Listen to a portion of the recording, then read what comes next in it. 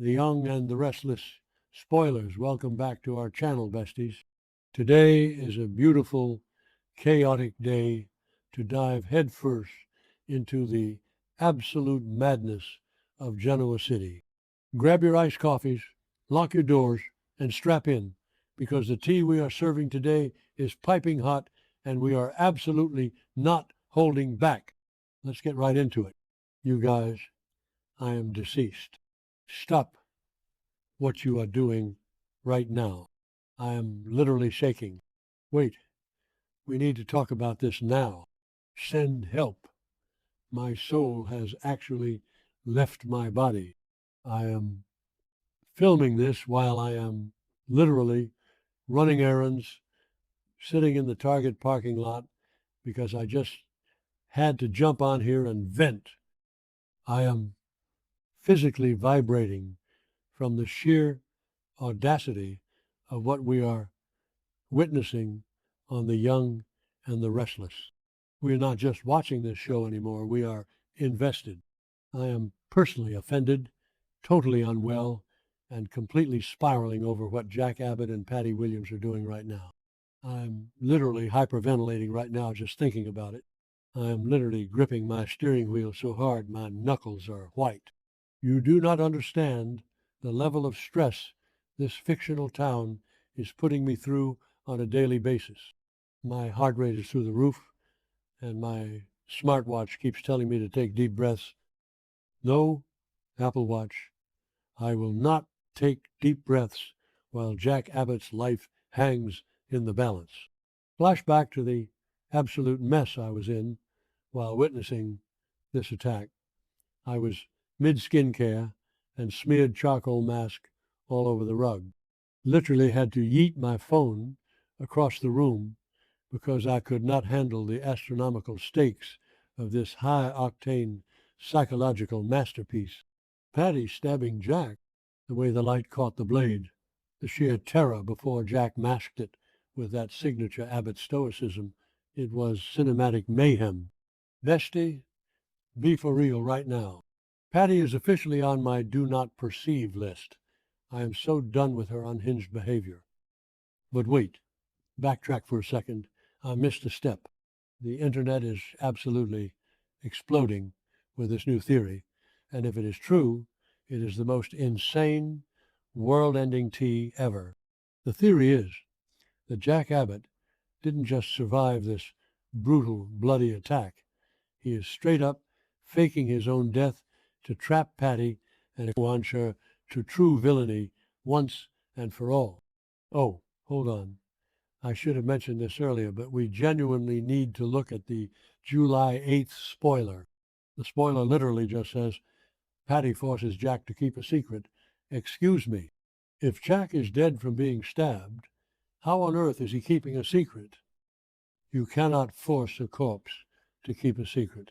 Basically, this one tiny overlooked sentence instantly confirms that our silver fox, Jack Abbott, is alive and breathing. He has to be conscious enough to communicate with this absolute menace of a woman. The confrontation didn't end with the stabbing. It is still actively happening. I am clutching my chest because I'm too unwell to handle this level of deception. It's like, how are we supposed to just sit here and pretend that keeping a secret doesn't completely validate that he survived? The writers are practically screaming at us through the screen, and I am listening. I am decoding every single syllable like it's a government conspiracy. Did I say that yet? Ugh, my brain is mush. Moving on. Wait, I'm glitching. Okay, back to the main event. What is this massive secret that Patty is forcing Jack to keep? A lot of people are saying it's about her past crimes. But what if the secret has nothing to do with Patty's history? What if the secret is literally that Jack is alive? To think about it, which is honestly so unhinged. What if Patty is forcing Jack to let the entire world, including Diane, Kyle, and Tracy, believe that he is dead? If Patty somehow convinced or straight up blackmailed Jack into playing dead, It completely flips the entire narrative on its head. Diane and Kyle are going to be planning a funeral, weeping over a mahogany casket, while Jack is secretly alive, lurking in the shadows, waiting for the perfect moment to strike back. We need to talk about Jack's psychology here, because he is genuinely operating on another level. Jack is not just some helpless victim, he is a straight up mastermind. Remember earlier in this storyline when Patty was holding all the cards and trying to blackmail him for sex? Jack didn't just fight her blindly, he played along. He genuinely leaned into her delusions, kept his cool, kept her talking, and secretly used her own phone to send a text to protect Diane. That is not the behavior of someone who just gives up.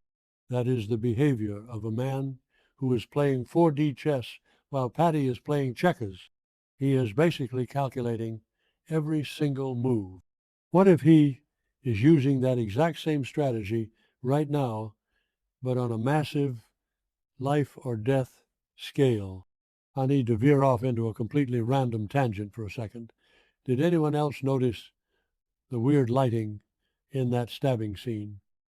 It was giving major 90s thriller vibes, like the shadows were practically eating them alive, and Patty's hair was doing this weird frizzy thing that honestly added to the sheer terror of it all. Also, the wallpaper in that room, hideous. It looked like something out of a haunted Victorian dollhouse. The aesthetic was so dark, I felt like I was watching a horror movie. And don't even get me started on the vibes, the eerie silence right before she lunged. Cinematic gold. Okay, snapping back to the main T. We absolutely have to dissect the most chaotic part of this entire saga, Patty's dialogue during the attack. When she stabbed him, she looked him dead in the eye and said, "I believe in the afterlife." First of all, chills, literal chills.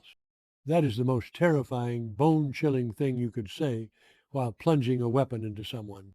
It sounds like she has fully accepted that she is murdering him and sending him to the great beyond. But then, and this is where my brain genuinely short-circuited mere seconds later, she follows it up with, "We will finally be together forever. Bestie." What? Those two statements are completely contradictory. If she actually wanted Jack dead, she would lose him forever. She would lose the one man she has been pathologically obsessed with for decades. Patty's obsession has never, ever been about ending Jack's life. It has always, straight up, basically been about possessing him. She wants to own him. She wants to isolate him from Diane, from his family, from everyone who loves him, so that he is entirely dependent on her. Stabbing him wasn't an execution. It was a desperate, unhinged attempt to weaken him. She wanted to incapacitate him so she could play nursemaid and control his every waking breath. She wants to be the one to feed him, to wipe his brow, to hold him captive in some twisted domestic fantasy.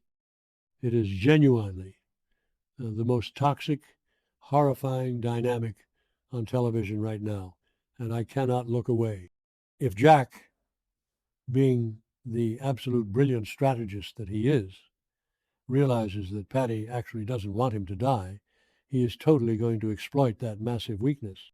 Instead of fighting her demands, he is going to lean in.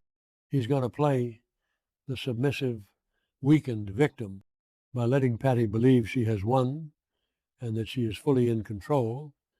Jack is buying himself the ultimate cover. Faking his death is the absolute pinnacle of deception.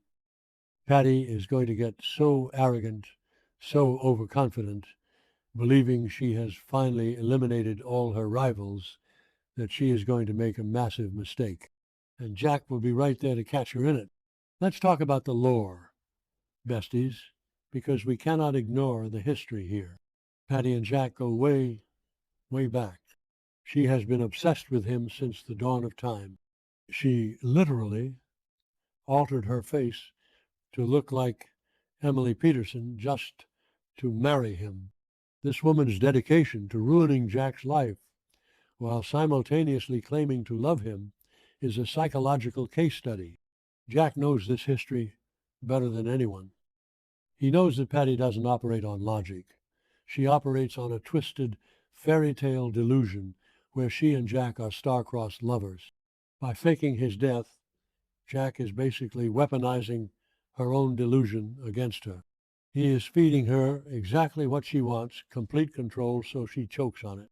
I'm calling it the villain arc is about to go nuclear, manifesting a total dumpster fire by the next update, because we also have to talk about the July 9th spoiler.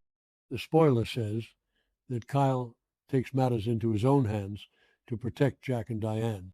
Now, why on earth would Kyle suddenly go rogue and launch a solo rescue mission?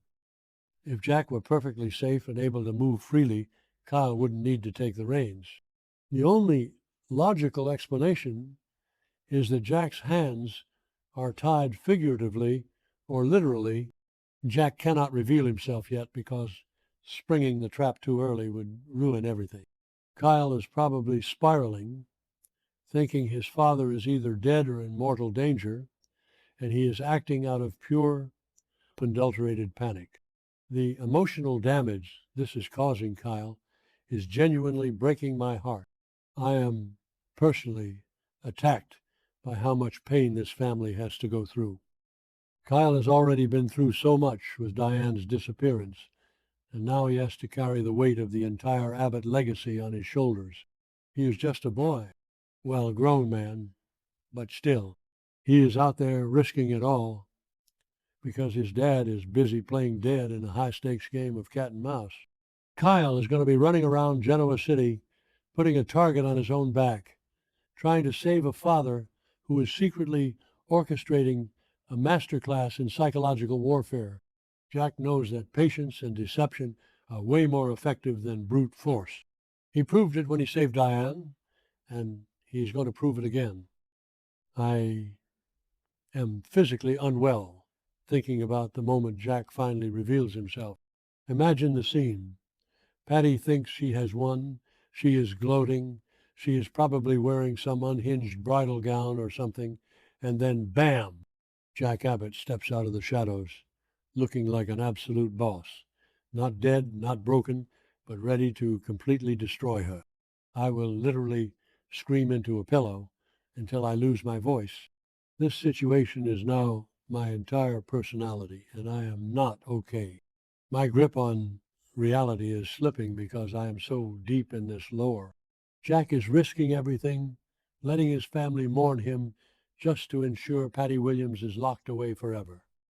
I am literally pacing around my living room right now, knocking over throw pillows, because I cannot stop thinking about the sheer gravity of these events. I am so deeply invested that I feel like I am the one keeping Jack's secret. The fandom group chat is an absolute disaster zone right now. We are sending manic voice notes at 4 a.m. crying over the potential of a Jack Abbott funeral montage. Will they play sad piano music? Will Tracy give a eulogy that shatters our souls into a million pieces?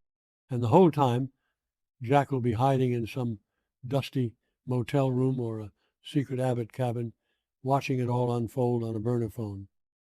It is giving Shakespearean tragedy mixed with high-camp soap opera excellence. And wait, hold on. We also have to talk about Tracy Abbott in all of this. Tracy is the moral compass of the family, the beating heart of the Abbotts. If Jack is faking his death, he is letting Tracy believe she has lost another sibling. The sheer devastation Tracy is going to experience is going to be unbearable to watch. We already know Tracy has been fiercely interrogating Patty, literally dragging the truth out of her.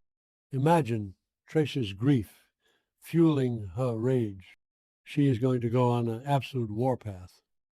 Jack better have a massive, groveling apology plan for Trossie when he finally resurrects himself, because letting her cry over a fake grave is straight-up villainous behavior on his part, even if it is for the greater good. My heart literally aches for Tracy. She deserves a spa day, not a murder mystery.